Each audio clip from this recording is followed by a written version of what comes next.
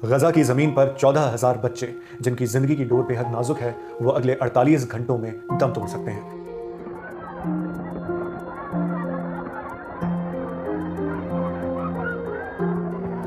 अगर उनकी मदद के लिए वक्त पर रिलीफ एड यानी राहत सामग्री नहीं पहुंची। यह जानकारी दी है यूनाइटेड नेशंस यानी यूएन ने।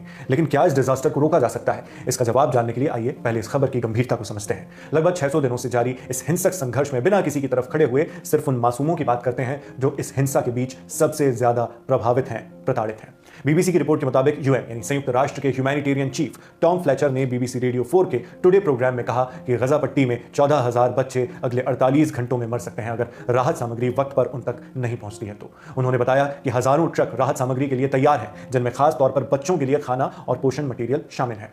लेकिन ये ट्रक अभी बॉर्डर के पार नहीं पहुंच पाए हैं। आप जानते हैं कि इस दौरान हिंसक संघर्ष चल रहा है इजराइल और फिलिस्तीन के बीच, जिसमें हमास एक धड़े पर है और दूसरे धड़े पर इजराइल की सरकार। टॉम फ्लेचर ने बीबीसी से कहा, हम इन 14,000 बच्चों को बचाने की पूरी कोशिश करेंगे। ये स्थिति बेहद डरावनी है, लेकिन हमारी जिम्मेदारी है कि हम कोशिश करते रहें। उन्होंने ये भी बताया कि रिलीफ एड पहुंचाने के रास्ते में कई बाधाएं हैं, लेकिन उनकी टीम हर जोखिम उठाने को तैयार है।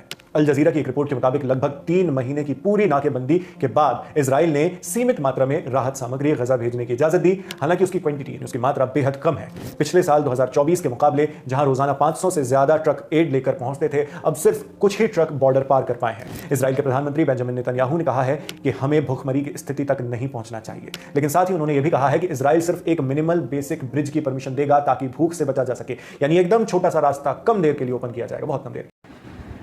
बिना किसी की साइड लिए, बिना इस तरफ बिना उस तरफ हुए, मतलब 14,000 बच्चे मायने रखते हैं, भूख से मरने की कगार पर पहुंच गए हैं जो गजा में चल रहा है इजराइल और हमास के बीच।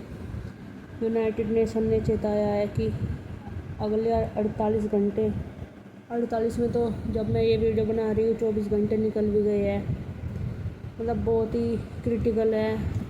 वहाँ पर राशन नहीं पहुँच पा रहा है, बच्चे बूढ़े, मतलब आप देख सकते हैं फ़ोटो में कितनी भयावह स्थिति बनी हुई है वहाँ पे।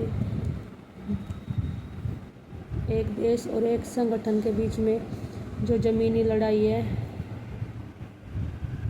वो बोलते नहीं कि अब रोटी का युद्ध शुरू हो गया है। मतलब आम इंसान पिस रहा है बीच में, बच्चों की हालत देखी नहीं जाती। जो ये बड़े बड़े देश है, अमेरिका जैसे सबका चौधरी बना फिरता है, अमेरिका भी कुछ नहीं कर पा रहा है। वैसे तो उसे बहुत चीज़ कराने का शौक़ है।